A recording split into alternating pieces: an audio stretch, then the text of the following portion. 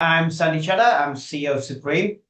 And Supreme is a fast-moving consumer goods business, and we are in multiple categories: batteries, lighting, vaping, wellness, soft drinks, hot drinks, and slimming products like SlimFast. So our main categories are there is vaping, wellness, and electrical. We sort of narrowed it down from having 7 categories into 3, just for reporting purposes, makes our life a lot easier. So I'll cover off the categories as we go through the slides. Hannah, if you don't mind moving on. First, I just want to just shout a little bit about some of the brands that Supreme own. I mean, a lot of companies haven't heard of Supreme as an entity, but they would have certainly heard of some of the brands like 88 Vape or Typhoo, 1001. And these brands that we either license or we own are what we call disruptor brands. A lot of them are sit above or same price as private label, and they are at the bottom of the sort of price spectrum, but yet still the highest quality. On the left side is some of the licensed brands that we own. So Energizer in lighting, in soft drinks, Tequila Lamborghini, which we are launching in January. And some of the drinks that we are also a distributor for, some of the brands that we also distributor for are like Energizer and Duracell, and other brands in terms of the branded distribution like Lost Mary and Elf Bar. Okay, just a little bit of snapshot on our customer base. So we have over 50,000, 55,000 retail points. Some of these customers have been Supreme's customers now since the early 90s. And over the years, we are generating more and more customers and more penetration into retailers. We'll find that a lot of these retailers that we have, I mean, we've got 6,000 or so customers. A lot of these retailers will sell 5 or 6 of our product categories. They won't just sell one. And so we are dealing with a lot of buyers we're dealing with a lot of different buyers at the same retailer. And more recently, we sort of started being a lot more senior top to top level with some of these big retailers in terms of a cross-category approach with a joint business plan across a lot of our brands. So we're getting more and more important for the retailers, and likewise, they're becoming important for us too. Moving on to the next slide. So what sets us Supreme apart from everyone else is that our overheads across our whole business is actually split. We don't have actually a P&L per division. It's actually a shared overhead base. So we call this our vertically integrated platform, is where we put products and businesses at the top and they share the overhead services. So a lot of the sales and the gross profit falls straight to the bottom line. Now, some of the recent businesses that we've bought, Suzanne will come on to, it's not always possible to reduce a lot of the overheads. And sometimes it takes longer to reduce the overheads than we would like because of certain times of when you're buying a brand and integration times involved and costs involved in that. We like to look for brands that we can manufacture. We like to look for brands that we can that our customers sell, that we can also license. We like to look for brands that are actually disruptive in terms of price. So we actually done that across some of our acquisitions in the last year. We've bought brands that are well known, that we can manufacture, that are really disruptive on price in terms of fall at the lower end of the spectrum. And I've really actually sort of like getting more momentum in the last 18 months in terms of some of the brands that we have owned in the company. The next slide, please. Suzanne? Yeah, afternoon, everyone. Let me take you through the financial highlights and operational highlights. We'll come back to the numbers later on in the presentation and deep dive them a little bit further. But just to give you, as I said, the headlines, delighted to report 17% growth in revenue. It's £20 million increase for the first half this year versus last, which are set against an ongoing difficult retail trading environment. We're really happy with that, with 20 million growth. £15 million of that has come from acquisitive growth. So the acquisitions that we made in the previous year, they have annualized this year, and we've seen the benefit of those, and they are namely Clearly Drinks and Typhoo, which we'll talk about a little bit more in this presentation. And most of that volume growth in revenue has translated into gross profit. So we've increased absolute gross profit by 13% as well. EBITDA is 18.5 million. aligned to last year, demonstrating a robust performance overall. And we'll talk about later how we bridged the 18.5 million year on year, given the increases in gross profit and where the overhead growth has come from. We've ended the year with 4 million of bank borrowings net of any cash on our balance sheet, which, given the acquisitions that we've undertaken in the last 14 months, having spent almost 27 million pounds, we feel this is a positive result, and having spent also 2.5 million pounds of capex in the period, which is higher than we've seen in previous periods. And again, when we talk about the operational highlights, I'll explain what we've been spending that money on.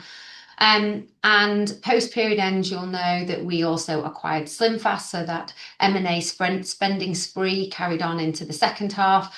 And despite all of that, we still expect to end the year bank debt free, net cash neutral, which just indicates the ongoing amounts of operating cash that this business generates year in, year out. So positive set of financial results, and I'll deep dive them later on. In terms of operationally, it once again has been a very busy 6 months for Supreme. We've continued to deliver on our commitment to diversify revenue, having acquired 1001, the recognised cleaning brand, across the summer, and we also acquired SlimFast shortly after period end, both of which were acquisitions that stuck rigidly to our M&A criteria. And collectively, they'll deliver about 30 million pounds worth of annualized revenue. So when I talk about our M&A criteria, you've heard me say it before, but it is acquiring and targeting well-known, trusted, followed, fast-moving consumer brands that are immediately earnings enhancing to Supreme, that can be distributed amongst our existing network of retailers, and that we can potentially manufacture ourselves currently or in the future. And both of those acquisitions stuck rigidly to that criteria, and both were good deals as well in terms of their the multiple in which we paid for them. 1001 we estimate to be less than 2 times EBITDA, and SlimFast around just over 3 times. So yeah, really pleased with the acquisitions that we've undertaken. That's 4 acquisitions in the last sort of 18 months. So we will now focus inwards on integrating those businesses, as we have done with integrating Clearly Drinks and Typhoo that we acquired last year. Typhoo in particular, we have opened up our own tea factory now. We've brought manufacturing in-house, and we've reformulated and rebranded Typhoo, and worked really hard in terms of turning around their financial challenges. The business had been in a prolonged loss-making position before we acquired the brand, and it has been immediately an earnings enhancing for Supreme, which we're obviously delighted about. Another element of the last 6 months has been the transition from disposable vapes into pod vapes. You may be aware that disposable vapes were banned in this country in June earlier this year, and we have seamlessly and successfully, both financially and from a stock obsolescence perspective, transitioned that book of business away from disposable vapes and onto pod vapes.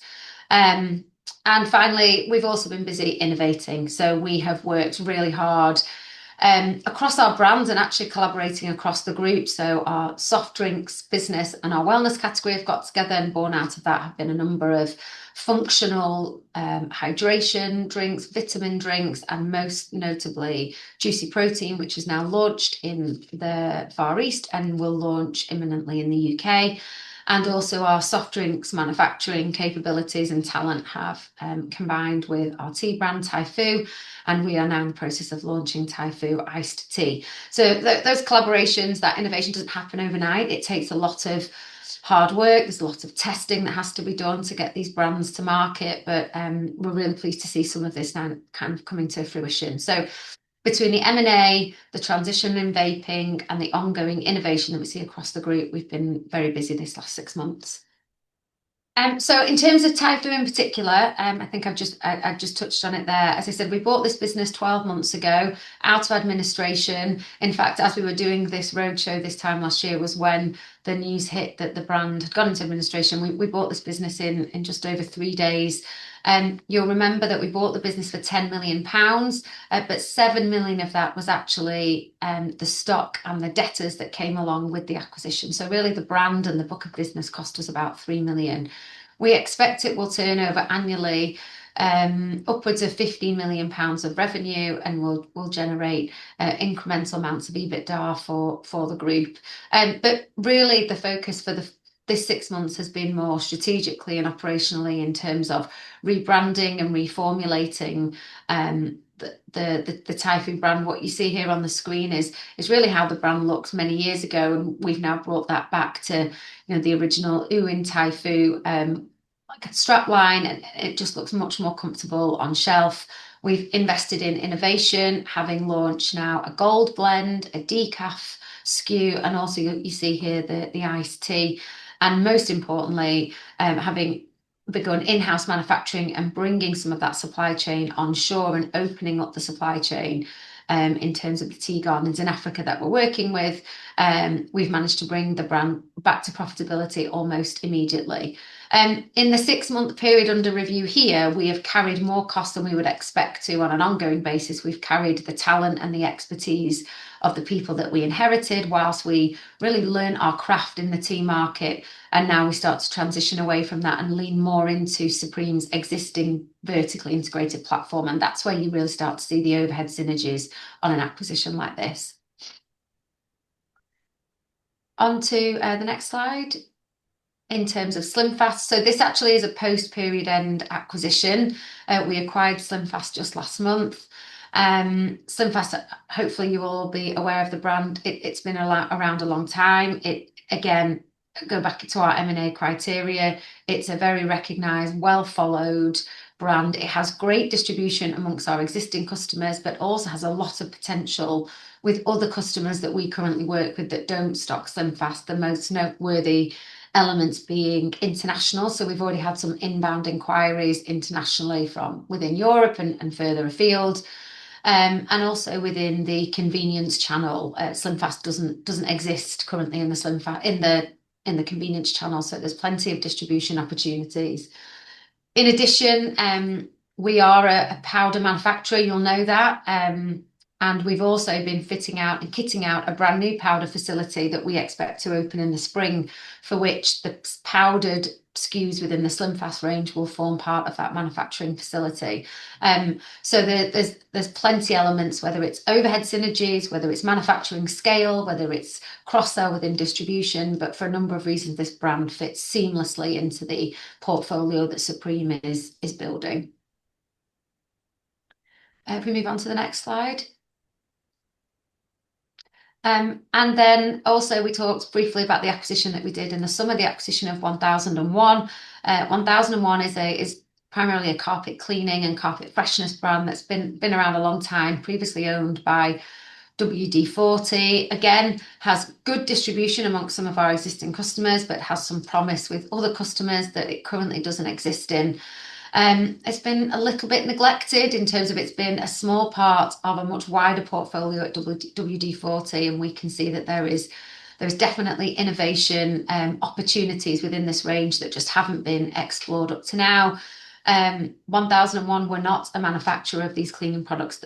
WD-40 were not a manufacturer of these cleaning products historically, but that is now something that we are exploring ourselves. So again, another element of diversification away from our core product portfolio, and something that we see some real potential in. If we move on then to our kind of category roundup, Sandy, shall I pass to you? Yeah, sure. So vaping, as you can see, the first half where we're actually done pretty well. We're really happy with the 13% uplift in sales. The transition from disposables to pods has gone exceptionally well, better than we actually thought. You've got to bear in mind in the first half here, there's been a pipe fill for retailers. So, some of this success is down to actual stores stocking up for the first time, having sold off their disposable vapes before the ban. Just 88 Vape still does really well and still is very strong out there, and still is a lion's share of our profits. And this is an area where everyone's probably going to be a lot of questions next year around the tax, which comes in October 2026. We then have a 6 months window to sell stock through and have available stock with tax stamps ready by April 2027. I think we'll come back to this with Q&A. I'm sure there'll be lots of questions on this area, but overall, we're really, really satisfied how the transition's gone from a disposable ban into pods, into a pod system. Okay, next slide, please. Okay, so the drinks and wellness category, which obviously includes clearly drinks, the Typhoo, and also Cymex, and now SlimFast. And I guess this area is the area where we're going to see the most growth in the next year, especially with the acquisition that we've just done with SlimFast. We're happy with the core business. So if you think about the core business being £20 million before we bought SlimFast, all of a sudden it's going to be, approaching over 49, 50 million pounds. And I think that this is an area where we believe that our future growth is going to come from. There's a lot of innovation in this area with drinks. There's a few drinks that we'll be launching in January. The Totino Lamborghini is launching in January. There's that's at the higher end of the spectrum. We've also got a budget energy drink launching at the same time. Also with clearly drinks, we've had a very hot summer, so our actual contract manufacturing has done really well with the likes of some of our big contract manufacturers. We've also done a lot of private label for the discounters, like with sparkling waters or with energy drinks, which you don't really see or we don't shout about, only because they are private label contracts and being confidential, a lot of them in nature. Also in this area, I guess the thing to consider is the manufacturing. So we're manufacturing drinks, we're manufacturing powders in our new facility, and we are also manufacturing tea. On the tea, we inherited most of the capex from when we bought the business, and we probably spent maybe £800,000 on extra capex to make a factory. On the clearly drinks, we've probably invested about £1.5 million. Part of it being pallet lines in that area. And then on the powders, where we're going to obviously introduce SlimFast into our powders manufacturing, we've invested about £2.5–3 million so far in our facility there. So overall, it's been quite a big year for capex. But going forward, I don't see that it should. I mean, Suzanne will say more. I don't see it being more than a couple of million a year across the group. But again, I'll let Suzanne clarify that. Moving on to the next slide, which will be. So this has probably been the most disappointing for two reasons on the household. One is that Panasonic have decided to pull out of batteries. That happened quite surprisingly, and it's left us a little bit in scrambling around into replacements. We have successfully started to integrate Eveready Gold Seal and in certain cases Philips into our portfolio. So likes of Vendec in Ireland, that's all they sell is batteries and lighting, and half their business was actually Panasonic. So they have transitioned to Philips in Ireland. And then the other area of disappointment was that actually lighting is slowing down in terms of the price is actually come down another 30% from last year. And the light bulbs are just getting that bit better as well now. The quality is starting to last longer. So we believe in the next few years there will be a slow decline. However, it's still cash generative and it's still part of our portfolio. And we can't really sell these businesses or do much with them, but I was more concerned about the lighting than the batteries, in the sense that longer term, I think batteries market itself is stable, whereas the lighting market is in decline right now. Again, disappointing, but at the same time, because we've diversified so much away, if we went back to 2015, actually now 10 years ago, this is all we were selling as a company. So, it shows how much we've moved on in the last 10 years, really. So moving on to the next slide. Yeah, thanks, Andy. So just a little more of a deep dive in terms of the different elements for revenue. Hannah, could you just skip forward 2 slides onto the revenue bridge? I think it's easier to talk it through there. That's it. Thank you. Okay, so this shows us how we get from 113 million in the first half last year right up to 132.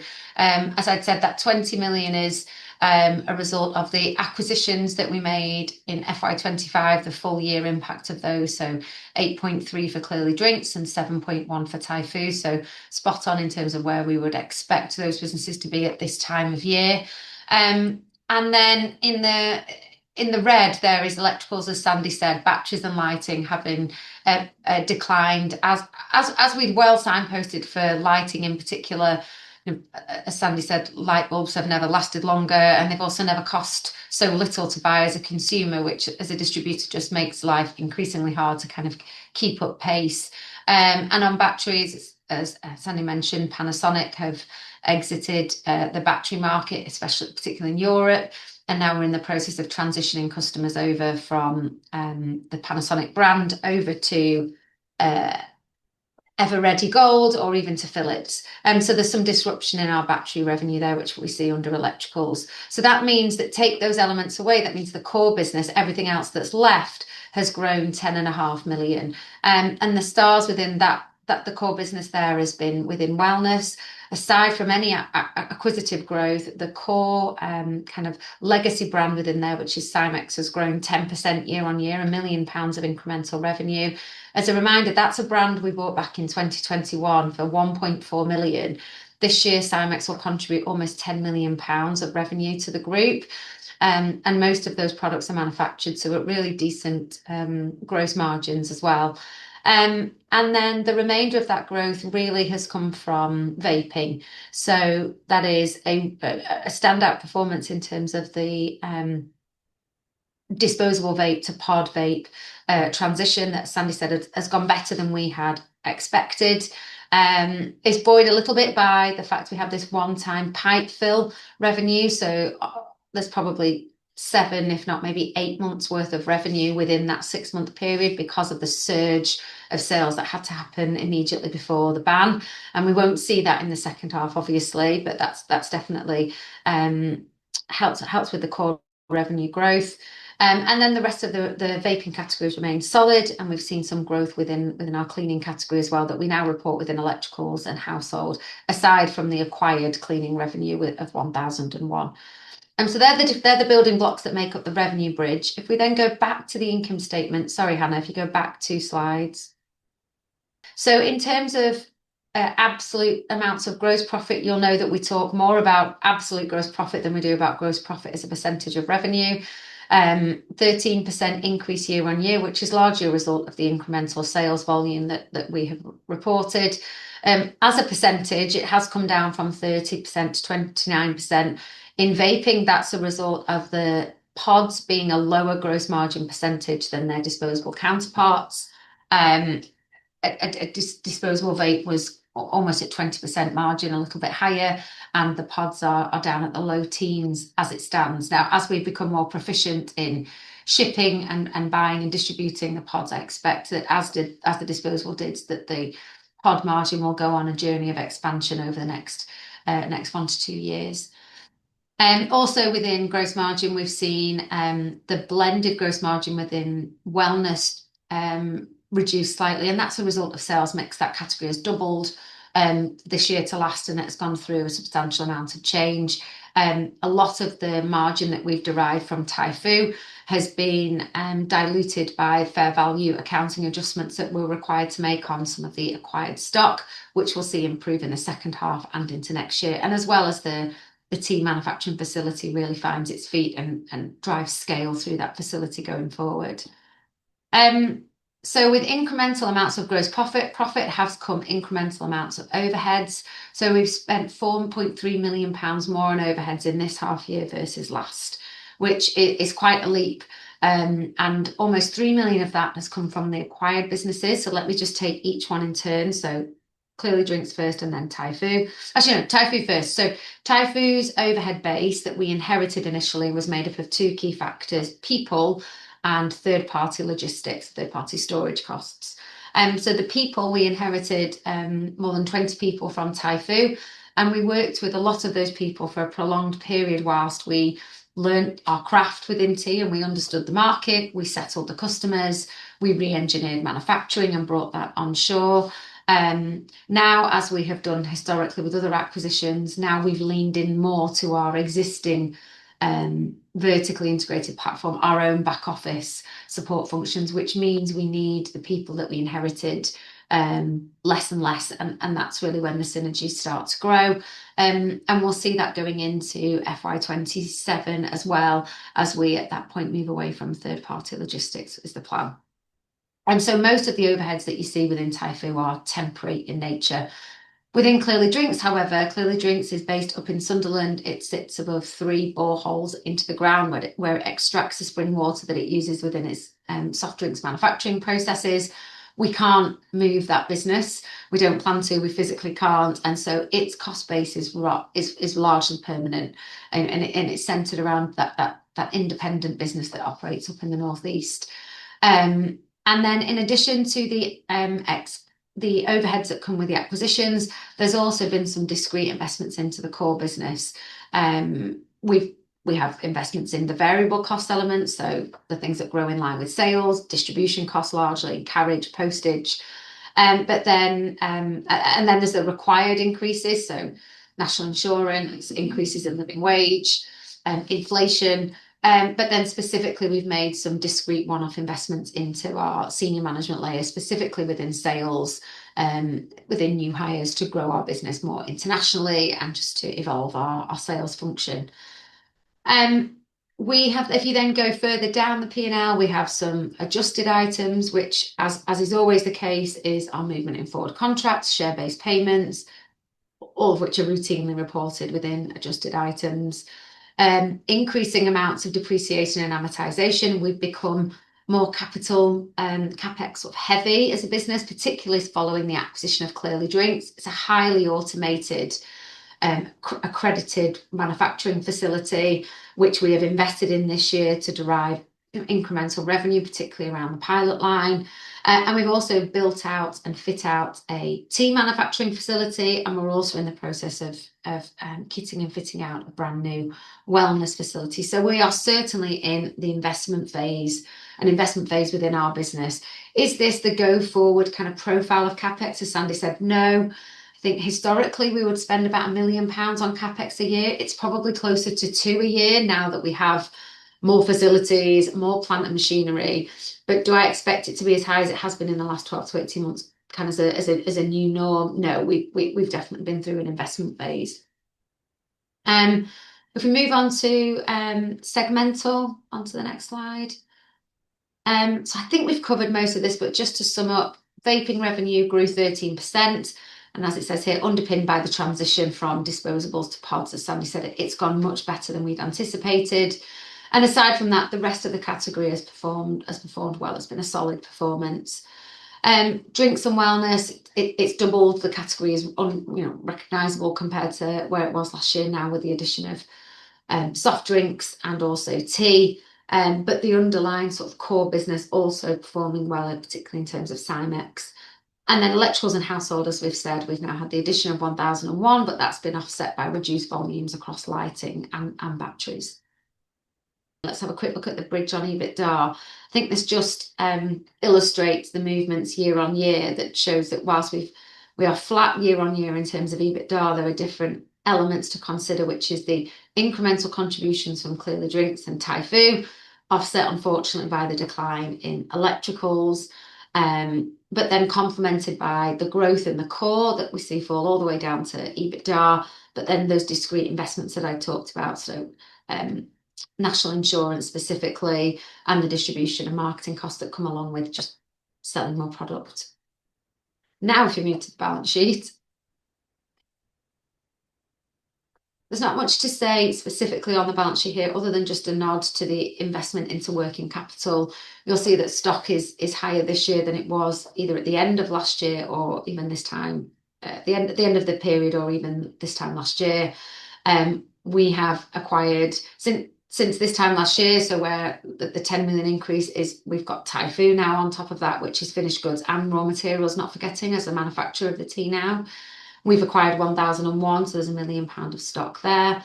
And we've also invested in stock as a result of going into our peak season, which we do at this time of year every year. And we've also transitioned some of our branded vape stock from air freight to sea freight, which has benefits in terms of gross profit margin, but means that we have to invest more heavily into working capital to support it. And IFRS 16 is a little bit higher than it was last year, and that's a result of the new lease, the Hive, the new protein and wellness facility that we are in the process of kitting out. And then over the page onto cash flow. We've seen lower levels of operating cash flow this year. Seasonally, there's always a working capital outflow, but this has been more pronounced this year than in previous years as a result of the 1001 stock coming in. And as I said, this movement that we've seen in the period from air freight to sea freight, which really just extends that working capital cycle. And we also last year were delayed in paying our corporation tax, which is much more normalised this year. Further down, you'll see the outflows of CapEx that we've talked about. So the investment into the Hive, the protein powder facility, the investment into Clearly Drinks, the 2 pilot canning lines that are already operating at good levels of capacity. And then the M&A there, the outflow in respect of 1001. Everything else is as you would expect. If we move on to the next slide. So just to summarise, I know we come back to this slide each and every time we do this meeting with everyone, but I do think that sometimes there's so much going on that I think it's worth reminding everybody of the elements that make this business really special. So, we talk a lot about our unrivaled business model, and by that we mean our vertically integrated platform, this central bank of overheads, of talent, of resource, of space and capacity. That means we can continue to take on these well-known consumer brands and service them and operate them almost entirely from our pre-existing base of resource. We own most of the brands that we distribute, and we manufacture a lot of them, or we license a lot of them, and that means that the retailers have to come to us to buy them.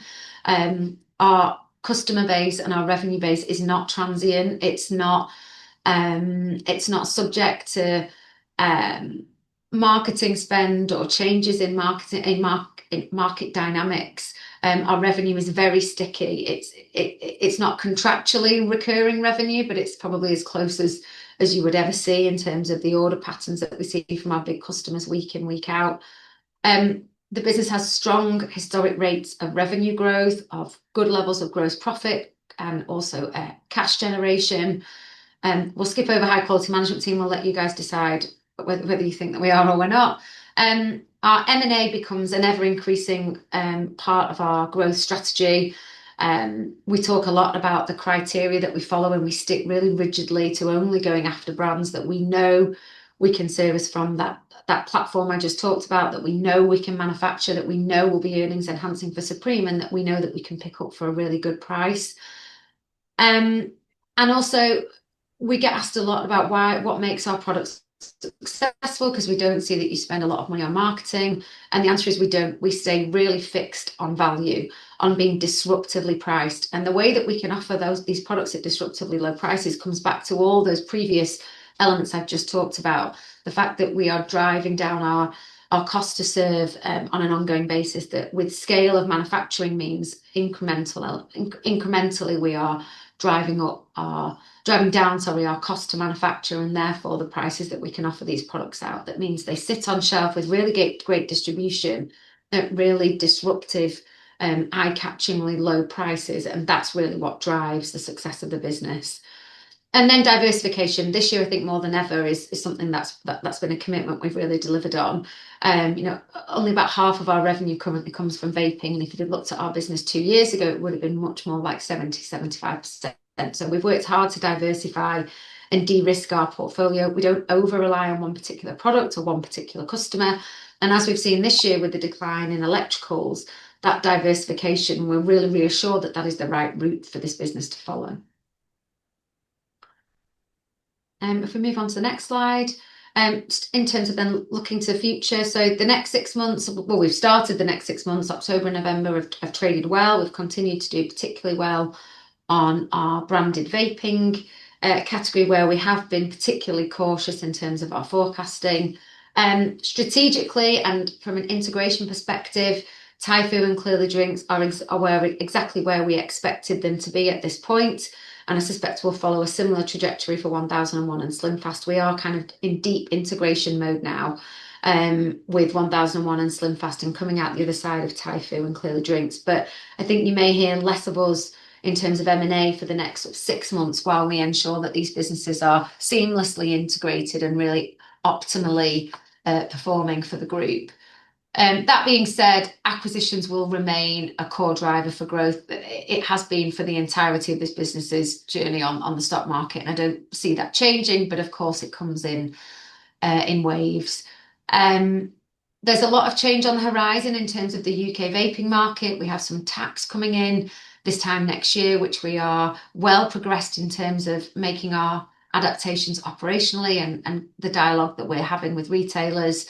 And whilst, just like the disposable vape ban, it does project some uncertainty into our business, but what the disposable vape ban has taught us and has kind of reinforced is actually this business is really really good at navigating change. It can manage stock, it can adjust its manufacturing, and it can communicate and service that particularly well for customers. So yes, it's a big change, but we are kind of quietly confident about the impact that might have on our business.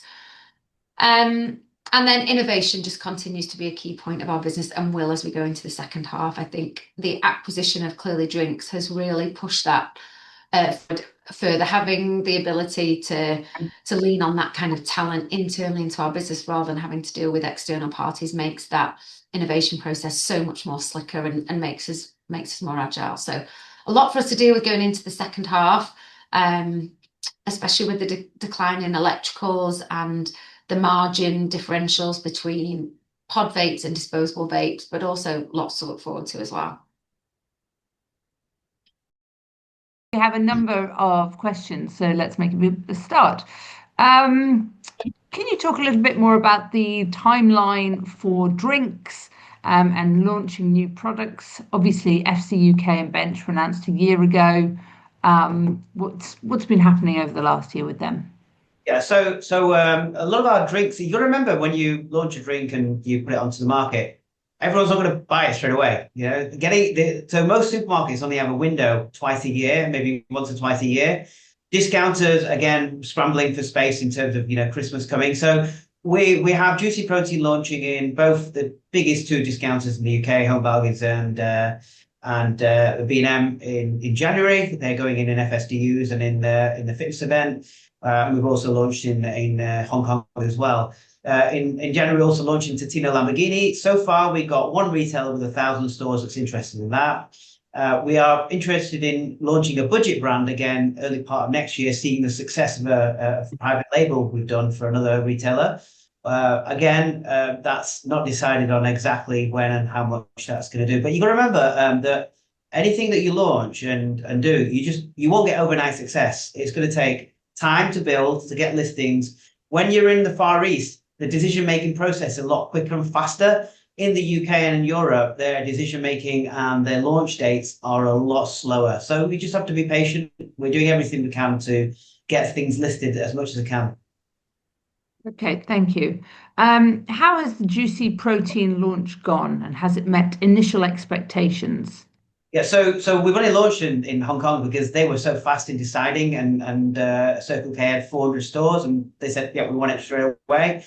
It's there on sale, and it's selling exceptionally well. I think it's selling, if I'm not correctly, 12 units per store per day. I think that's what it is, but I have to double check that if I got that now right. In the UK, it's launching in January, so I'll know more in terms of launching.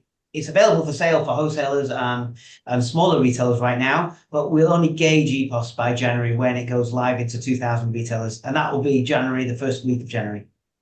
So I don't know, right? I've got strong hopes, though.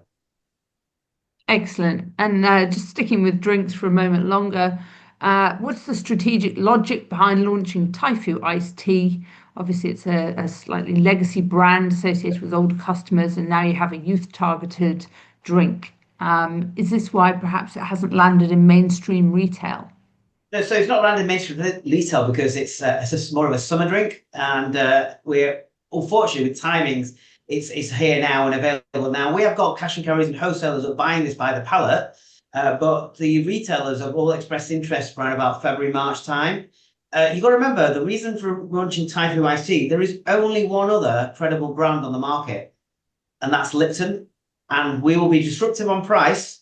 And if you talk about legacy brands and old fashioned brands, Lipton's up there as well. You know, it is well known for the older group as well as the younger. So there's no reason that it's just young gen that are buying the iced tea. It's also older generation that wants an alternative drink to a Coca-Cola. So I think it actually suits itself to both markets. And the fact that we'll be at a lower price than the only alternative credible brand, and we are the only really UK tea brand to launch an iced tea, I think it's really good. However, the proof is all in the pudding. So let's see how the sales go next summer, and I'll tell you answer the question in our results next summer. Sounds good. Can you elaborate a little bit on the rationale behind a new protein facility? Yeah, well, we've maximised our current one, to be fair, and the new one was over the road, and we thought, you know, well, let's get this BRC accredited. Let's start making for other people as well. The beauty with the facility we bought, when we bought it and started putting the investment in, we had no idea about SlimFast. Now with SlimFast in there, we're going to be at 60, 70% capacity, which on one shift, when we can go to double shift, which means not only does the cost of SlimFast products come down, but Susan, I'll explain it better to you, that our cost of everything we make will come down in terms of labor costs because it's spread over a bigger volume. So I guess the advantage now is that our products for everything we're doing will cost us less than they did before. Is that right, Suzanne? Okay. Yeah, you've explained it perfectly. Yeah. Okay, let's move on to SlimFast. I have a couple of questions here, which are all essentially trying to make the same point, which is that if it is a weight loss product, how does it sit alongside GLP-1 assessments when perhaps you're not going to be eating if you're taking those jabs? Would it not then have a detrimental impact to its demand? Okay, so you've got to remember that you still have to eat with the jabs, and you've got to come off the jabs at some point. So whilst you're on the jabs, all right, firstly, let me explain that SlimFast over the last 2 years or 3 years has not declined in the UK. So even with the jabs being around this last 12 months, they have not declined. The sales are still flat. So number one, whilst you're on the jab, you will need supporting products in a form of drink or in food, in terms of actually, even though your appetite's suppressed, but you still need to have nutritional products with high in protein and high in fiber. And that's what SlimFast products are doing. But we are going to bring specific products that actually support the jab, number one. And then number two, when you come off the jab, you definitely do need to have the right types of food and stay off the weight by reducing your calories. And then again, SlimFast comes into the mix again. So number one, we haven't declined because of the jab. Number two, we are bringing things out, whether it's gut health or high protein or high nutritional value, to support the jab. So there's a few things there we just need to consider. And I believe that the brand is so strong that any products that we bring out that are slightly lower in calorie, whether it be snacks or whether it be protein bars or whatever we bring out, if it's lower in calorie, the brand will suit it. So I think there's a lot of opportunities there as well.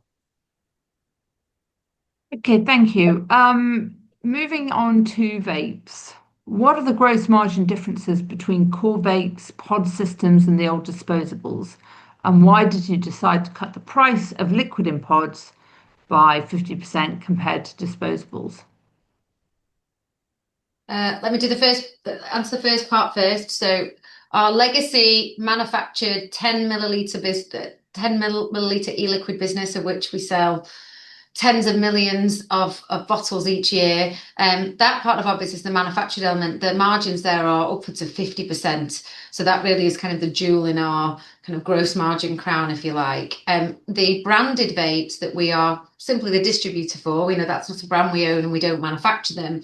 For disposables, the margins by the time we exited disposables were low 20s in terms of percentage. And pods today are down at sort of 13-14%, albeit we hope that 13-14% will expand closer to 20 once we become more proficient at importing and distributing those products. So there's definitely a big range between the lowest margin and the highest margin part of that vaping category. The next question then was, why are we halving the price? What was the question? Why did you decide to cut the price of the liquid in pods by 50% compared to disposables? We're not, the pods come with two. By the way, we don't own these brands, so we're not in control of what we sell here. We're a distributor for the brands. And the pods come two pods in a kit. And the price of a pod is obviously a lot lower than a kit. So when someone buys one pod, they're not going to buy the same price as a kit with a battery. They're just buying a refillable bit. So it's only going to be cheaper. So I think we understand the question, but answer the best we can. Okay, how much of vaping revenues come from pouches? Very little. The pouches have not been successful for us. So unfortunately, we've not managed to get a sales to a traction that's even worth talking right now. Would that change? Less than 200k for this period? Yeah, a few £100,000 a year. So it's not significant. And we don't know why. We've tried everything. Okay. And 88 Vape, last price increase has been more than a year ago. Why have we seen no adjustment this year, given a 5p rise would likely be demand inelastic? Yeah, no, we have put the price in. That's absolutely right, and we have seen some increased revenue as a result of the price. But vaping is a big category, and there's a lot of different factors at play. So we've lost some volume in putting the price up, which we had anticipated and built into our forecasts. But also there's other elements within our wider vaping category that have slowed down, which really is being displaced by the price increase. So specifically, this time last year and the year before, 88 Vape had an extensive range of disposable vapes. When it's come to the transition from disposables into pods, the 88 Vape brand hasn't transitioned into a pod system. We have been more encouraging of our customers to move to the more well-known brands, the Elf Bar and Lost Mary brands. So within our core vaping category, putting aside branded vapes, the category is solid. It's fairly flat, and that is a mix of some of the revenue coming off of things like hardware and disposables being offset by the increased amount of revenue from the price increase. So it is in there, but it's just one of the factors. Okay, with the obviously the tax change for vaping, how large do you think the pipe fill effect was, and how much negative destocking went on? So we're disposable. So Well, I think it's how large do you think the pipe fill effect was for vaping? Obviously, the disposable range, yes, before the ban, and then negative destocking after the ban. So we definitely had a benefit in Q1 this year as a result of pipe fill. I'd say £5-6 million. So I think I said earlier we've had more like in a 6-month period had like 7, maybe even 8 months worth of revenue in that period because we had this one-time benefit, and we won't see that again. And then what was the question? What about the impact of destocking? Correct. So we saw that leading up to the ban, really in the last couple of months of FY25. So sales started to slow down in February and March, which is why, if you remember, I think last year's vaping revenue was something like 129 million, and the year before was 140. And that was because in the last couple of months we saw disposable vape revenue start to slow down because our retailers were then eating into their store and their stock, so that they ran down their stock by June when the disposable ban came in. But it was only really April, May when they started to buy pods from us. So yeah, we're through that. We've seen that it's not into these numbers, it was in the year before. Demand versus price increase in terms of your vaping price increase on the 10ml liquid. How much of your increase did come from demand? Say that again, sorry. So any rise in vaping revenue, can you break down how much was down to price increases and how much was down to demand? Volume in terms of volume versus price. Yeah. Volume was virtually flat, so any of the increase was due to the price increase. Thank you. Okay, let's move on to Sea Lions. Is Sea Lions profitable? Given the increasing demand for resources within the enlarged group, does it show signs of being worth future investment? So Sea Line's turns over about £100,000 a month roughly, and it doesn't make much money, but it doesn't lose any money right now. But it is a platform for us to one day, hopefully, it's going to take off. It is growing, but very very slowly. The problem is in that trade in that area, there is a lot of high cost of acquisition. So for us, we could grow that business to 10 million probably next year, but it would cost us a lot of money to grow to that level and lose money. That's why a lot of e-commerce businesses, if you think about it, for the first 5, 10 years, lose lots and lots of money. If you look at Huel, look at all of the big ones that have done well after 10 years, the first 5 or 6 years are really invested in acquisition costs. I'm not saying it's the right thing for us to do right now because we've got so much on our plate and other areas that are probably going to be better use of our time, I guess. Okay, thank you. What is the viable, feasible level of revenue for the electrical segment to bottom out at? I think lighting, unfortunately, will just continue to decline until it doesn't exist. Or we take a view at some point once it gets to a level that we will then gracefully exit. I think we're a while off that yet. For every pound of gross profit it continues to generate, it's generating a net return for us because, as you know, there's almost no cost to serve, especially in lighting. Batteries is a totally different story. As Sandy said, we've disrupted the revenue this year as a result of the Panasonic exit, a little bit of volume drop, but I suspect that it has been for a long time a £40 million category. It might rebase itself as a £30 million category. I can't see it going much lower than that unless, Sandy, you massively disagree. Also, lighting, we're at £12 million a year revenue now. I mean, it was 27 million a few years ago. So at 12 million, there isn't a lot, to go. So as it goes down, the decrease should lower because it isn't that much left to lose, if you know what I mean. Appreciate that. When you report, you focus on gross profit and EBITDA, yet you have transitioned from an asset light to a capital intensive model. PPE has grown by more than 50% since the 24 year end, and depreciation is now a significant cost. Would you consider reporting return on investment on deployed capital and replace that as a metric for gross profit?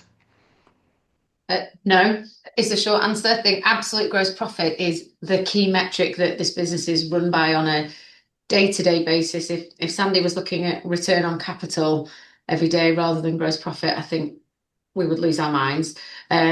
So no, I think I said earlier, actually, we've been through a surge of capital investment in a couple of our manufacturing facilities, and that's really to facilitate growth. If we don't invest, we can't and we won't grow. But that isn't our new norm of level of ongoing investment. That has been a surge that will slow back down and kind of settle back to this sort of £1.5 million a year, I suspect, to maintain that level of investment. But yeah, it's a fair point. We are definitely more capital intensive now than we were historically, but we are a bigger, more extensive manufacturer. I think on the deck that we did at year end, we had a picture of all of our manufacturing facilities. There's kind of 5 or 6 across the group now, which I'm really proud of. It gives retailers more of a reason to come back to us. It expands our gross margin. It means we can be more vertically integrated. The downside is it just costs some capital to maintain and to invest in. But no, I think the key metrics for this business is revenue, gross profit, and ultimately cash. So Suzanne, in terms of actually ongoing capex going forward, you think it's about 1.5 to 2 million a year. Yeah, because there were 250 million, of which 60% is manufacturing, right? Yeah. So that gives you the scale of it. And in terms of payback, we look at anything from 2-3 years to pay back, and return on investment would be then something like 30% a year. Thank you. I'm trying to. Next question, he wants an idea of how EBITDA will translate into cash flow. If you're talking, as you just have, about normalised capex of 1.5 to 2 million, what will annualised lease payments be after absorbing the acquisitions? The annualised lease payments won't really change versus what they are now. We've just taken on a new lease We don't plan to take on any more certainly not in the next year or so.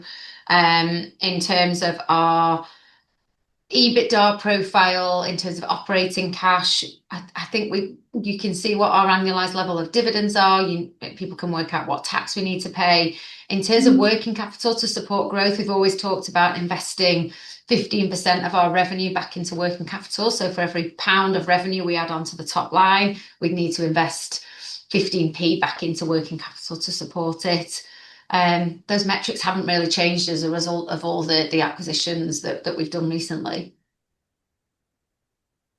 Thank you. How successful was Typhoo in collecting acquired debtors post-acquisition? Extremely successful. Don't we have any losses? No charge for bad debts. Excellent. I guess then, because I'm conscious we are near the end of our time, what potential measures in tomorrow's budget concern you most? I'll tell you tomorrow. Crystal ball. I'm hoping not so much, but I really don't know the answer to that question. That's fair enough. And what are your thoughts on share buybacks going forward?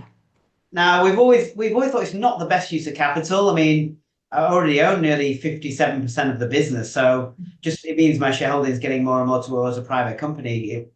If that's a good use of capital, then I disagree with that. I think we could probably use that money to either buy more businesses, invest in the current business, or give it back to shareholders and dividends. And how is international expansion going? Oh, you know what? We've got a really good person that's now running our international side, and we're just taking on a second person in the Middle East. Too early to say, and I want to be here in a year, 2 years' time, and say this is what we've done, rather than say this is what we're thinking of doing right now. Okay. How is Liberty Flights doing? Liberty Flights is still doing okay. I mean, if you think about the core 10ml users, they are really stable and they are really loyal. It has declined from the amount when we bought it, but there is virtually any overheads in running the business. So probably net profit wise, we're probably much higher than we were when we bought the business. But in terms of actually decline, there's probably been a reduce in volume of that because it just has been squeezed on both ends in terms of bottom end and with the big brands at the top end. But overall, our profitable, it's probably more profitable than it was when we bought the business. Definitely is. Super. Right, well, I think last question. Will you be putting a copy of the slides up on your website? I think so. I think we'll. Yeah. I think you will as well. So, Super. yeah. Thank you. Well, we will leave it there then. It just leaves me to thank everyone for their questions and contributions, and to you both for taking the time to present today. Very best of luck, and we'll look forward to an update in 6 months' time. Thank you. Thank you, guys. Very much.